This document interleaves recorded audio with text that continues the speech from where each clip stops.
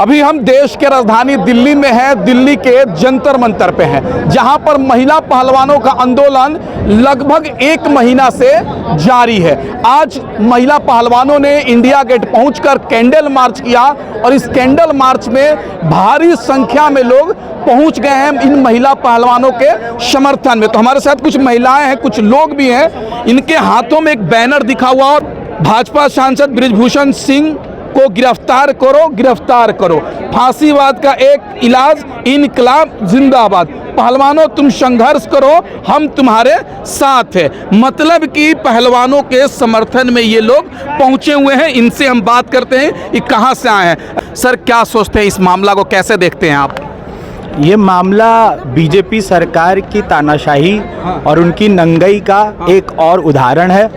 और ये मामला उन तमाम मामलों से जुड़ता है जिसमें लोगों के साथ अन्याय हुआ है। जब देश के इंटरनेशनली रिप्रेजेंट करने वाले पहलवानों को जंतर मंतर पे पहले 3 महीने पहले आके बैठना पड़ता है, आश्वासन मिलता है, धोखा होता है, फिर बैठते हैं। 6 दिन तक बैठने के बाद सुप्रीम कोर्ट से जाके एफआईआर दर्ज होता है। जैसा कि आपने ही कहा कि पॉस्को के तहत अगर चार्ज लग रहा है तो उसमें पहले गिरफ्तार होना अनिवार्य है। पर आज बृजभूषण सिंह को बचाने के लिए जानबूझ के, एक तो मोदी जी की मन की बात, मन उनका कुल बुलाया जा रहा है, पर देश में जहां असली मुद्दा उठता है वहां मोदी जी को सांप सूंघ जाता है और उनके कान में सिर्फ जय अडानी का जो शोर है वही बजता है। लोग की बात उनके लिए कोई महत्व नहीं रखती है। इसीलिए आज लोगों को जन की बात सुनाने की ज़रूरत है और जन की बात आज सिर्फ और सिर्फ लोगों के ऐसे बड़े बड़े आंदोलनों के जरिए होगा। क्योंकि आज जब इन पहलवानों को एफआईआर दर्ज करवाने में इतना वक्त लगता है और अभी तक गिरफ्तारी नहीं होती है, तो ये सबूत है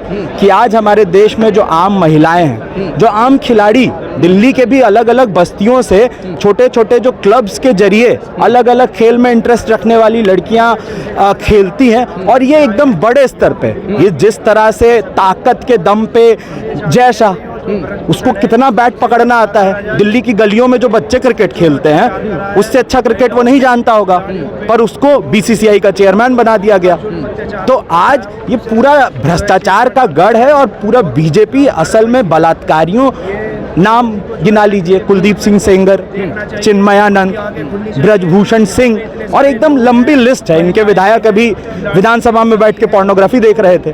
तो ये असल में अडानी अंबानी की सेवा करने वाली, लोगों पे इसी तरह के अत्याचार, बलात्कारियों से भरी हुई पार्टी, और लोग सवाल न पूछे इसलिए हिंदू मुस्लिम के नाम पे बांटना, गलत मुद्दे छेड़ना। जैसे ये यहाँ पे भी इस प्रोटेस्ट में भी पूरी ये बात फैलाई गई कि ये टुकड़े टुकड़े गैंग और देशद्रोही। ये देशद्रोही का सर्टिफिकेट बीजेपी और आरएसएस को तो नहीं देना चाहिए, क्योंकि आजादी के लड़ाई में तो कह रहे आंदोलन में शाहीन बाग वाले लोग घूम गए हैं, टुकड़े टुकड़े गैंग भी घुस गए हैं। शाहीन बाग वाले लोग घुसे, शाहीन बाग के लोग हो चाहे कोई भी हो, उसको मोदी जी और उनका ये जो चड्डीधारियों का गिरोह है आरएसएस, उससे सर्टिफिकेट लेने की जरूरत नहीं है। ये वो लोग हैं, मोदी जी भी जो चड्डी पहनते थे, उनको अपना इतिहास पता है, इसीलिए उस पर ज्यादा बात नहीं करते हैं। मुखबिरी, 1942 का भारत छोड़ो आंदोलन, गद्दारी, सावरकर, माफीनामे पे माफीनामे, जिस समय भगत सिंह फांसी के फंदे चढ़ रहे थे और उनके पिताजी ने जब उनको छूट मिले, उनकी सजा माफ हो, इसके लिए अपील की, तो भगत सिंह उनसे नाराज होकर खत लिखते हैं और बोलते हैं कि नहीं, हम इनकलाब के लिए लड़ रहे हैं और इसमें हम माफी नहीं मांगेंगे। और दूसरी तरफ सावरकर, जिसने सबसे पहले, ये टुकड़े टुकड़े गैंग की बात करते हैं, मुस्लिम लीग के साथ हिंदू महासभा, आज़ादी की लड़ाई से पहले 2 नेशन थ्योरी की बात करने वाले यही सावरकर हैं। तो असल में ये जो बोलते हैं ना, ये असल में वो खुद है, ये देशद्रोही नंबर 1 है। इन्होंने क्रांतिकारियों को कहा है कि ये पगलाए हुए नौजवान हैं, इनको आंदोलन जीवी हैं। ये आंदोलन जीवियों से डर क्यों लगता है मोदी जी को? क्योंकि आंदोलन जीवी, देखिए जो संघर्ष करने वाले लोग होते हैं ना, जो श्रमजीवी लोग होते हैं, जो मेहनत से सब कुछ बनाते हैं, वो लड़ के अपने हक हासिल करते हैं। और मोदी जी का काम क्या है? मोदी जी की ड्यूटी है, जिनके एरोप्लेन में, अडानी जी के एरोप्लेन में बैठ के चुनाव प्रचार करते हैं, उनके लिए काम करना। अच्छा। तो उनके लिए काम करने में दिक्कत कौन आते हैं? वो जनता जो न्याय मांगती है। तो जनता न्याय मांगती है, वो दिक्कत है, वो आंदोलन जीवी है, उस पर कमेंटबाजी होगी। और जो अडानी जी देश का पैसा लेके LIC और पंजाब नेशनल बैंक और SBI का पैसा लेके ये जो पूरा शेल कंपनियां बना के इतना बड़ा घोटाला चल रहा है, ये क्यों, महंगाई आज क्यों है, क्यों पेट्रोल सर से ऊपर जा रहा है? क्योंकि ये जो आज आंदोलन हमारे खिलाड़ी यहाँ पे पहलवान लड़ रहे हैं, ये सिर्फ ये मसला शुरुआत है। और ये आज 3 महीने पहले जो यहाँ पे पूरी चीज चली, जिसके बारे में वो खुद भी कहते हैं कि पॉलिटिक्स है, पर ये आज आंदोलन एक न्याय का आंदोलन के रूप में आगे बढ़ रहा है। इसीलिए इससे लोग भी आके जुड़ रहे हैं, क्योंकि सिर्फ उनके लिए न्याय का मसला नहीं है, ये देश में जो तमाम यौन उत्पीड़न की घटनाएं होती है उसके लिए न्याय का मसला है। और देखिए यहाँ पे हमने बैनर अलग से एक बनाया है, फांसीवाद का एक जवाब इनकलाब जिंदाबाद। क्यों बनाया है इसका? अब कोई कह सकता है कि इसका पहलवानों के आंदोलन से तो कोई मतलब नहीं है, कहाँ फांसीवाद, कहाँ, पर आज यही असल चीज है। आज जो ये आंदोलन की सुनवाई नहीं हो रही है, क्यों नहीं हो रही है? क्योंकि मोदी जी को भरोसा है कि अपने जो मीडिया के टट्टू खड़े किए हुए हैं भाड़े के, उनके भरोसे इन अडानियों के एडवर्टीजमेंट चैनल और सोशल मीडिया के जरिए वो इस मुद्दे को कहीं दबा देंगे। और ये तमाम फांसीवादी ताकतों का जो नस्ल के नाम पे, धर्म के नाम पे, जात के नाम पे लोगों को बांटते हैं और असल में बड़े जो धन्ना सेठ हैं उनकी जी हजूरी में अपने जीभ लपलपाते हैं। तो इसलिए ये लड़ाई इनकलाब की लड़ाई है। ये जो इनकलाब जिंदाबाद का नारा जो भगत सिंह ने दिया है, हर इंसाफ की लड़ाई उससे जुड़ी हुई है। और आज ये फांसीवादी जो तानाशाही देश में है, आज जंतर मंतर का ये स्पेस देखिए ना, ये वो बैरिकेड और ये बैरिकेड कितने फीट की जगह है, कितने फीट की जगह है? जंतर मंतर 2014 से पहले प्रोटेस्ट की जगह थी जहां लोग अपनी बात तो कर पाए। किस चीज की डेमोक्रेसी? दुनिया की सबसे बड़ी डेमोक्रेसी है हम। डेमोक्रेसी का मतलब सिविक्स के किताब में पढ़ा था हमने, जनता का, जनता के लिए, जनता के द्वारा। पर असल में अब क्या है, ये इन संघियों का, इन पैसे वालों का, इन मोदी के भक्तों का, उनके लिए जनतंत्र बन के रह गया है। उनको ये ब्रिजभूषण जैसे चार्जशीट, यहाँ पे फ्लेक्स अभी शायद हट गया है, फ्लेक्स में उनके FIR की लिस्ट है। इतने बड़े बलात्कारियों, भ्रष्टाचारियों को, इनकी बलात्कारी और भ्रष्टाचारी बता रहे हैं ब्रिजभूषण शरण सिंह के बारे में, वो उत्तर प्रदेश से आते हैं, उत्तर प्रदेश के गोंडा से। और उत्तर प्रदेश के मुख्यमंत्री योगी जी हैं जो कह रहे हैं गुंडे माफिया यूपी छोड़ के भाग रहे हैं, और आप कह रहे हैं उनको माफिया। गुंडे माफिया भाग नहीं रहे। जैसे देखिए, अब फिर वही बात आते हैं, फांसीवाद। फांसीवादियों की एक नीति होती है, एक झूठ को 100 बार बोलो और उसके बाद जो 10 कुत्ते पाल रखे हैं पैसे के दम पे, ये उनके नाम पे भोंकने वाली जो मीडिया है, उससे एक झूठ को 100 बार बोलो, लोग जैसे कॉमन सेंस हो जाता है। इतने बार बोलेंगे कौवा आपका कान ले गया, कौवा आपका कान लग गया, तो अगली बार कोई पीछे से बोलेगा ना कौवा कान ले गया, तो सच में आप ऊपर देखेंगे। तो ये फांसीवादियों की पूरी नीति होती है। ये इन्होंने कहां से सीखा? हिटलर का प्रचार मंत्री था गोएबल्स, वो कहता था एक झूठ को 100 बार बोलो वो सच बन जाता है। तो ये योगी जी यही करते हैं। एक तरफ तो गैंगस्टर को आप सड़क पे घुमाते हैं, पूरा मीडिया, मतलब एक जेल से दूसरे जेल शिफ्टिंग होती है, उस पे आप पकड़िए ना, सभी को पकड़िए ना।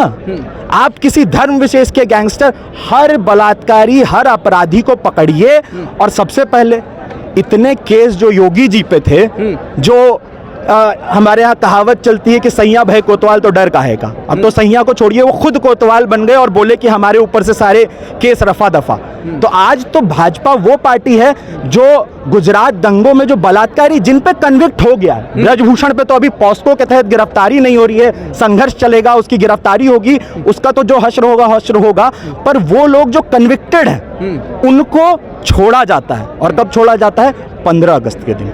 एक तरफ आज़ादी का अमृत महोत्सव मनता है और दूसरी तरफ उसी दिन इंद्र मेघवाल नाम का लड़का पानी पीने के नाम पे उसको जातिगत मसले में पीट के मार दिया जाता है। तो आज ये जातिगत उत्पीड़न, धर्मगत उत्पीड़न, महिलाओं पे जो अत्याचार हो रहा है, इस देश के आवाम पे जो अत्याचार हो रहा है, ये सारे के सारी चीजें जुड़ी हुई हैं। ये योगी हो, ये मोदी हो, इनका एकमात्र सिंगल एजेंडा है कि देश के आवाम को लूटो और वो इसके खिलाफ एकजुट ना हो, हर किसी अन्याय के खिलाफ एकजुट ना हो। इसके लिए उनको जाति और धर्म के नाम पे बांटो और उनको एक झूठ को इतने बार उनको व्हाट्सएप पे पहुंचाओ, उनको फेसबुक पे पहुंचाओ, उनको यूट्यूब पे पहुंचाओ, उनको तमाम चैनलों पे पहुंचाओ, अखबारों में पहुंचाओ कि वो सच लगने लगे। चलिए ठीक। आप क्या सोचती हैं मैम इस महिला पहलवानों के आंदोलन के बारे में? ये पूरी तरीके से भाजपा का चेहरा दिखाता है कि कैसे वो एक तरफ बेटी बचाओ और बेटी पढ़ाओ की बात करते हैं और दूसरी तरफ जब महिलाएं यहाँ आंदोलन पे बैठी हैं तो उनके खिलाफ बेतुकी बयानबाजी करते हैं। आज ही ब्रजभूषण सिंह का आप एक बयान देख लीजिए, कैसे वो विनेश फोगाट के ऊपर एकदम बेतुकी बयानबाजी कर रहे हैं। तो इनका पूरी तरीके से चाल चेहरा और चरित्र उजागर हो चुका है कि ये बेटी बचाओ और बेटी पढ़ाओ के नाम पे जो इनकी नौटंकी है वो अब जनता के सामने आ चुकी है और अब ये जनता जागरूक हो चुकी है और अब इसीलिए हम इनको समर्थन देने के लिए यहाँ पे आए हैं। अच्छा, आप ही से सवाल करते हैं, मैम कहाँ से आई हुई हैं आप? मैं दिल्ली से ही हूँ। अच्छा, दिल्ली से आई। आप भी एक महिला है, हम लोग भी थोड़ा बहुत पहले पढ़े लिखे हैं, नॉलेज है कि जिस इंसान पर पॉक्सो एक्ट के तहत केस दर्ज हो जाता है उसकी गिरफ्तारी हो जाती है, जांच पड़ताल बाद में हो जाता है। तो आखिर गिरफ्तारी क्यों नहीं हो रही है ब्रिजभूषण शरण सिंह की? कौन अड़चन है उनकी गिरफ्तारी में? देखिए, भाजपा संरक्षण दे रही है इन सारे मामले को और भाजपा सरकार ही नहीं चाहती है कि ब्रिजभूषण को गिरफ्तार किया जाए। जो मैंने मसला बताया, चूंकि चुनाव है और उसके सांसद हैं, इसी मसले को लेकर के क्योंकि किकरी होगी अभी कर्नाटक में जो हुआ सबके सामने है और इसी चीज़ को कि इनकी हार ना हो, इनको मुँह ना खानी पड़े, इसी चीज़ को लेकर के अभी भाजपा बचा रही है। और ये तो बिल्कुल है, पोस्को एक्ट किसी पे लगता है तो तुरंत गिरफ्तारी होती है, कार्रवाई तो उसके बाद होती है। लेकिन प्रधानमंत्री जी, भाजपा, मोदी जी भी कहते हैं बेटी बचाओ बेटी पढ़ाओ। जो सरकार, जो पार्टी बेटी के पढ़ाने की बात करती है, बचाने की बात करती है, वो बलात्कारी को क्यों बचाएगी? हाँ, देखिए, आपको भी पता है, हमें भी पता है कौन सी बेटियां बच रही हैं और कौन सी बेटियां पढ़ रही है। चिन्ना मैंने स्वामी से लेकर के कुलदीप सिंह सेंगर से लेकर के तमाम ऐसे उदाहरण हमारे सामने हैं। और ये बेटी बचाओ बेटी पढ़ाओ इस तरीके से नहीं था। बेटी बचाओ का मतलब है भाजपा सरकार का एक चेतावनी था। हम लोग बोल भी रहे हैं कि हम लोग सत्ता में अभी आ रहे हैं, हम लोगों से बचा लो बेटियों को, और ये यही कर रही है। आज इनके तमाम सांसद, MLA, पूर्व जितने भी लोग हैं, इनके मैक्सिमम लोग, उनके ऊपर हत्या से लेकर बलात्कार तक के इनके ऊपर केस हैं। तो इनका यही एक स्लोगन जो इन्होंने दिया भी था कि बेटों को बचाओ, हम लोग अभी सत्ता में आ रहे हैं। अच्छा, ठीक है, बात करेंगे आपसे। सर, आप लोग कहाँ से आए हैं? मैं लखनऊ से आया हूँ। अच्छा। मैं 11th का एक स्टूडेंट हूँ। मैं ये बीजेपी के बेसिकली उनका सही मतलब पर्दाफाश हो रहा है एक तरह से धीरे धीरे, और वही बेटी बचाओ बेटी पढ़ाओ का ये एक चेतावनी की तरह सबको समझ में आ गया, बोलना चाहिए। ठीक है। सर, क्या सोचते हैं इस आंदोलन के बारे में? जंतर मंतर पे जो महिला पहलवान लगभग 1 महीने से बैठी हुई है, इसके बारे में क्या सोचते हैं आप? इसके बारे में तो ये देखिए, इस आंदोलन को और बड़े स्तर पे फैलाने की ज़रूरत है ना। सिर्फ जंतर मंतर ही नहीं है ना, जगह जगह बड़े स्तर पे इलाकों में रखते हैं, हर जगह जाना पड़ेगा और बड़े स्तर पे हम लोगों को, आम लोगों के बीच इस बात को लेके जाना पड़ेगा, है ना। क्योंकि देखिए, उनका तो बड़ा बड़ा मीडिया तंत्र है ना। जो कहते हैं सच बोलने वाले हैं, उनका तो मीडिया तंत्र तो है नहीं, है ना। मीडिया तो सारा बिका ही हुआ है, नहीं तो सारा उनका मीडिया बिका हुआ, उनके घर घर में पहुँच है। तो इसके लिए हम लोग कहेंगे कि और बड़े स्तर पे कहते हैं हर जगह ऐसे धरने, प्रदर्शन, मीटिंग्स और हर चीज़ें के कहते हैं कल्चरल ऑर्गेनाइज करें, कुछ मतलब और सारी चीज़ें, है ना। तो अभी हमारे साथ कुछ लोग थे जो कह रहे हैं कि भाजपा का चरित्र और उजागर हो रहा है और ये भी देखना होगा कि अब क्या होता है। लगभग 1 महीने से पहलवान आंदोलन कर रहे हैं, अभी तक ब्रिजभूषण शरण सिंह का गिरफ्तारी नहीं हुआ है। आगे देखना होगा क्या पहलवानों की मांग पूरी होती है, आरोपी सांसद, भाजपा के सांसद ब्रिजभूषण शरण सिंह गिरफ्तार होते हैं, क्या होता है ये वक्त बताएगा। अभी हम जंतर मंतर से लोगों से बात कर रहे थे। इस वीडियो के बारे में आप क्या सोचते हैं कमेंट करके बताएं और चैनल को सब्सक्राइब नहीं किया तो प्लीज़ चैनल को सब्सक्राइब कर दें। जय हिंद, जय भारत।